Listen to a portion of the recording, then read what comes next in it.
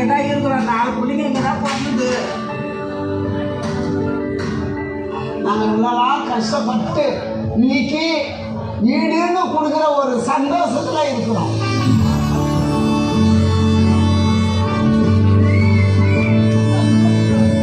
இப்போ ஐயா வந்து வீடு தரனாரு. வீடு போய் பார்த்தோம், ரொம்ப சந்தோஷமா இருக்கு. நாங்களாம் இது 7 கிலோமீட்டர் எங்களுக்கு அந்த அளவுக்கு வீடு கிடைக்காது. இப்போ இந்த வீடு எனக்கு கொடுத்து ரொம்ப சந்தோஷமா இருக்குது ஐயா. முதலமைச்சர் ஐயாவுக்கும் தமிழ்நாடு அரசுக்கும் ரொம்ப நன்றி. முதலமைச்சருக்கு ரொம்ப நன்றி, ரொம்ப ரொம்ப நன்றி ஐயா.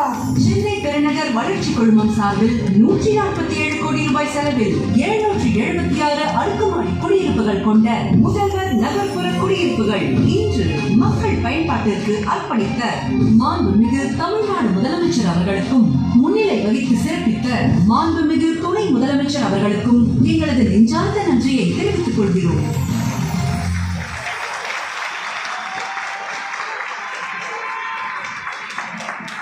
அடுத்து மாண்புமிகு தமிழ்நாடு முதலமைச்சர் அவர்களுக்கு முதல்வர் நகர்ப்புற குடியிருப்புகளில் குடியிருப்பு ஒதுக்கீடு ஆணைகளை பெற்ற பயனாளிகள் நன்றி தெரிவிக்கப் போகிறார்கள்.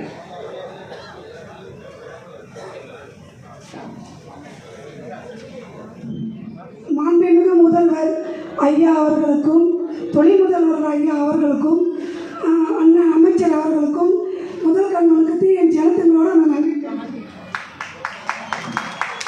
நான் 59வது வட்டத்திலிருந்து வரேன். என் பேர் சித்ரா. நான் 4 தலைமுறையாக அந்த பிராட்வே பஸ் ஸ்டாண்டில் தான் இருக்கிறோம்.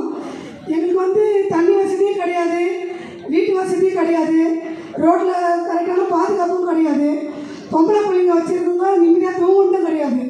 ஒரு நாள்